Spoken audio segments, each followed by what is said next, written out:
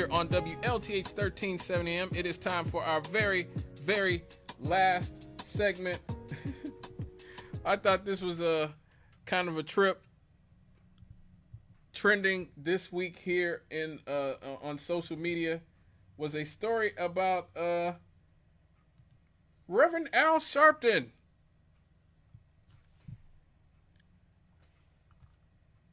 Reverend Al Sharpton has come clean about his secret past as a government informant. CBS 2's Dave Carlin tells us the activist admitted to helping the FBI bring down some of New York's most wanted. I was not and am not a rat. The Reverend Al Sharpton, identified as confidential informant CI7, now admitting he wore a wire for the FBI. He helped the government go after boxing promoter Don King, music executives, and mobsters, including Vincent the Chin Gigante, who famously wore his robe and pajamas in public. I was cooperating. Sources say that cooperation likely started after he was nabbed in a drug sting caught on video. Helping the feds may have helped him.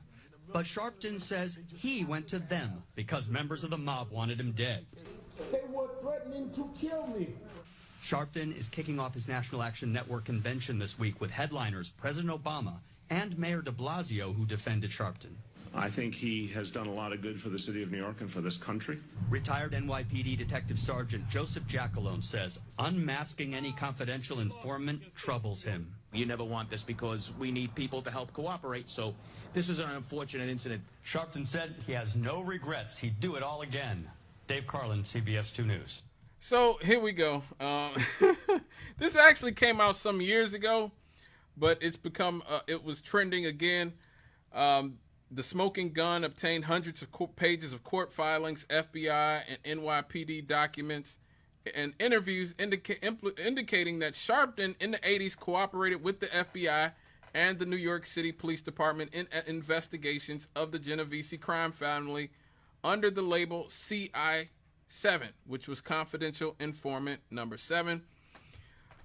He specifically used an outfitted briefcase with a hidden microphone in multiple in-person meetings with organized crime figures where conversations were recorded and used by investigators to obtain wiretap warrants and surveillance authorizations.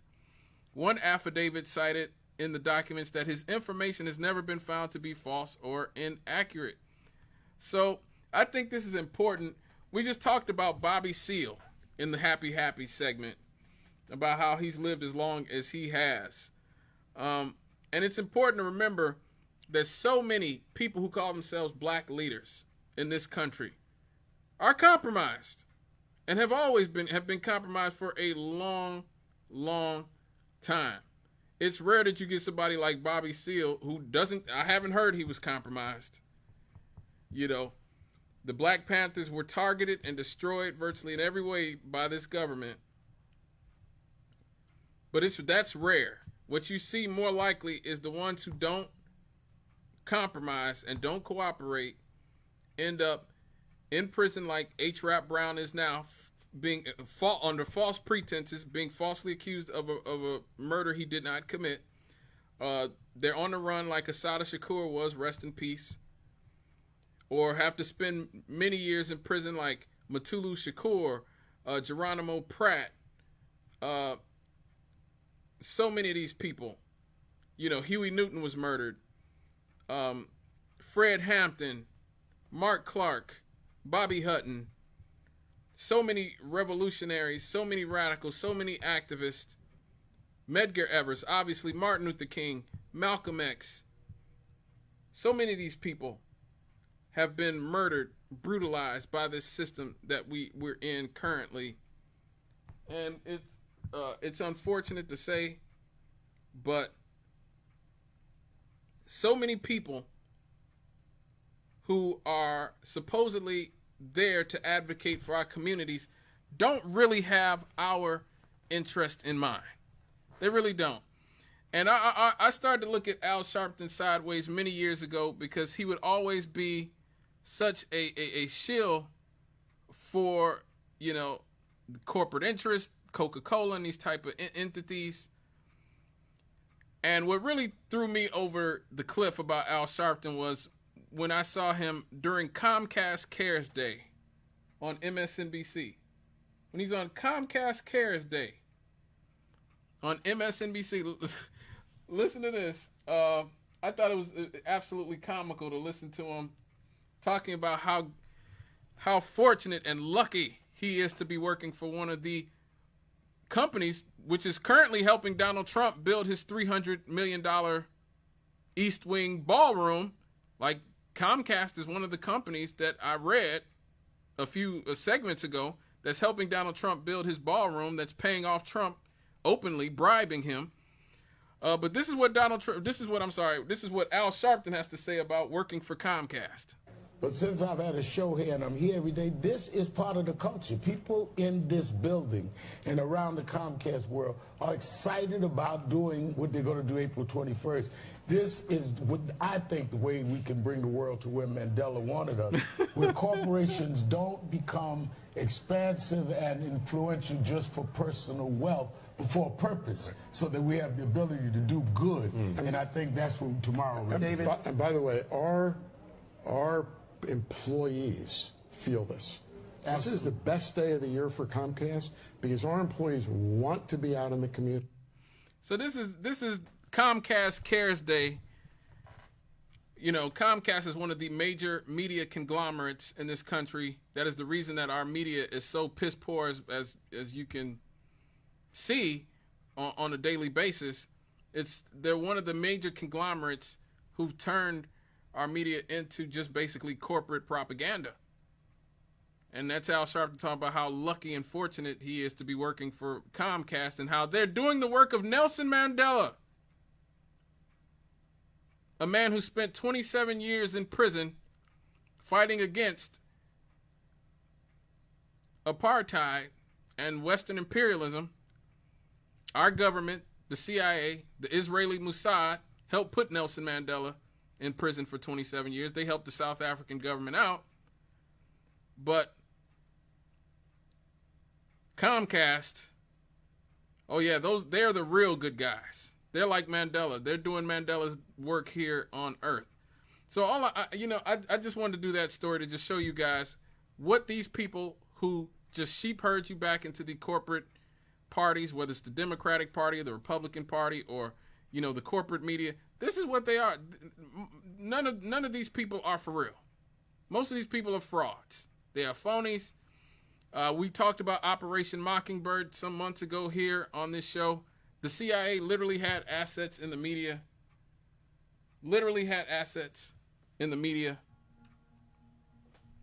Whose job it was to propagandize the public at every major newspaper, every major television outlet. This was back in the 70s. And don't think it's not even more prominent and prevalent today in today's media climate. This is what these people are. This is what they do. You should not believe what they say or what they do.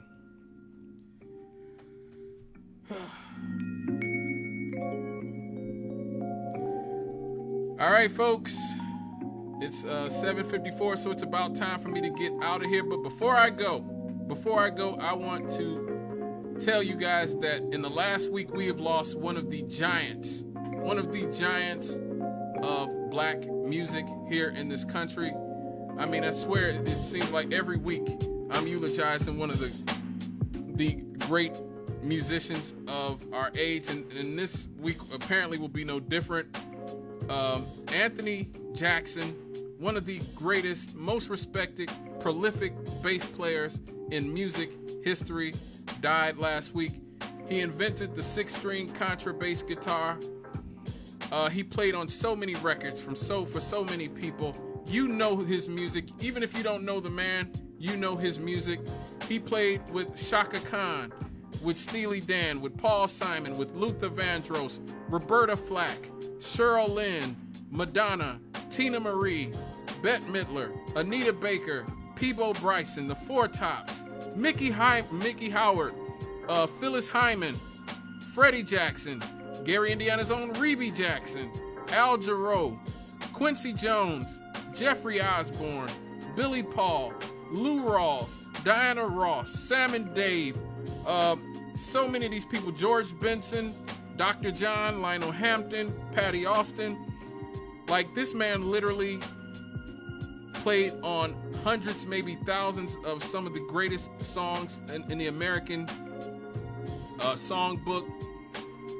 But I think what is most fitting to pay tribute to Mr. Anthony Jackson is his most well-known performance, his signature bass line, one of the most prominent bass lines, maybe one of the most iconic bass lines, maybe the most iconic bass line in American music. When I think about it, it's right up there.